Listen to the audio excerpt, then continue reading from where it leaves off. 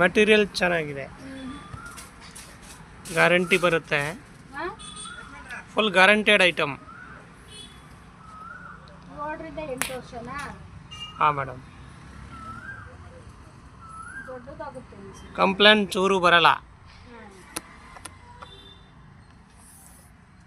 ಅಲ್ಲ ದೊಡ್ಡದಾಗಲ್ವಾ? ದೊಡ್ಡದಾಗಲ್ಲ, ಚೂರು ಕರೆಕ್ಟಾಗಿದೆ. ಇವಾಗ 7 ವರ್ಷ ಅಲ್ವಾ? 7 ವರ್ಷಕ್ಕೆ ಸಾಕು.